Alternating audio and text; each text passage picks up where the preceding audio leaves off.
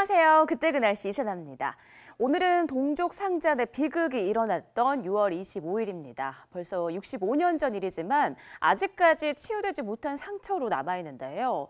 분단 이후에 가족과 생리별을 해야 했던 이산 가족들도 이제 점차 나이가 들면서 생존자 숫자가 빠르게 줄어들고 있다고 합니다.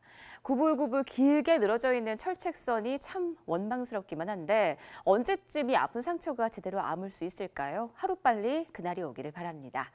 자, 오늘 그때 그 날씨는요, 1998년으로 한번 시간을 돌려볼게요. 먼저 첫 번째 기사부터 함께 보겠습니다. 네, 이렇게 사람들이 나무 그늘 아래 힘없이 누워있는 모습입니다. 더위를 피하고 있는 듯한데요. 이 사진은 바로 전날인 24일의 모습인데 이때 서울 낮 기온이 30.8도를 기록했습니다. 요즘에 한낮 더위 정도 되는 것 같은데요. 그렇게 심한 더위가 아닌데도 불구하고 이렇게 대낮부터 많은 사람들이 할 일 없이 지쳐 보이네요. 네, 98년은 모두가 알다시피 IMF로 수많은 아버지들이 길거리로 나앉게 된 해죠. 이 사진 속의 인물들은요, IMF로 인한 실직자들의 모습이라고 하는데요. 사진 한 장에서도 아주 깊은 삶의 무게가 느껴지는 것 같습니다. 자, 다음 소식도 함께 볼게요. 매서운 추위의 실신이라는 제목으로 또 사진 한 장이 보입니다. 이렇게 우리나라가 더위에 시달릴 때 남반구에 위치한 오스트레일리아에는 강추위가 찾아왔습니다.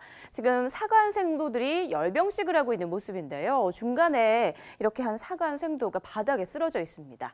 도대체 얼마나 추웠으면 이렇게 사람이 실신할 정도였을까요?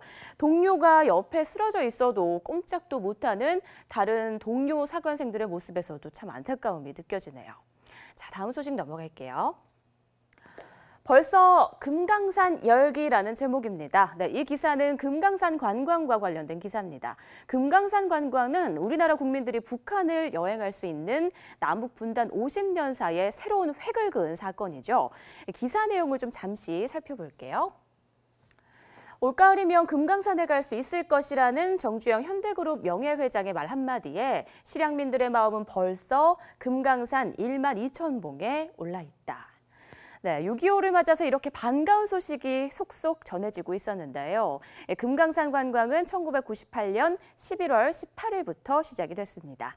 처음에는 유람선을 타고 금강산 앞바다에 위치한 장천항까지 가서 낮에는 소형 선박으로 육지로 이동해서 관광을 했고요. 또 밤에는 유람선으로 돌아와서 숙박하는 일정으로 4박 5일간 진행이 됐습니다.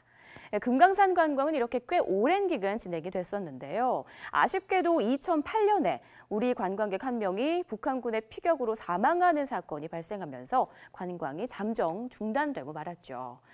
이제는 금강산 관광 관련 뉴스가 보도도 되지 않을 만큼 국민들의 기억 속에서 희미해지고 있습니다. 참 안타깝네요. 다음 소식 넘어가겠습니다. 도시 탈출 농촌 체험 몸과 마음 뿌듯이라고 나와 있네요. 네, 주말과 휴일을 맞이해서 도시를 벗어나서 농촌으로 체험을 떠나는 인구가 늘고 있다라는 내용의 기사입니다. 가족 단위뿐 아니라 회사에서도 단체로 농촌을 찾아서 이렇게 농사일을 돕기도 했는데요. 단순하게 농사일만 해보는 게 아니라 시골에서만 할 수 있는 다양한 또 체험을 함께 경험할 수 있다고 이날 기사에서는 전해주고 있었습니다. 요즘도 도심 속에서 텃밭을 가꾸거나 또 은퇴 후에 귀농을 하는 것처럼 농사일에 대한 관심이 끊이질 않고 있는데요. 농촌에 대한 지속적인 관심이 앞으로도 쭉 이어졌으면 좋겠습니다. 요새 대부분의 아이들이 도시에서 자라면서 흙을 접할 수 있는 기회가 많이 줄어든 게 사실입니다. 자연을 직접 느끼고 자란 아이에 비해 그렇지 못한 아이는 감성 지수가 낮다는 연구 결과도 있는데요. 자녀가 있는 분들은 이번 주말 이용해서 자연향기 물씬 나는 곳에 한번 다녀와 보는 건 어떨까요? 지금까지 그때 그 날씨의 이세나였습니다.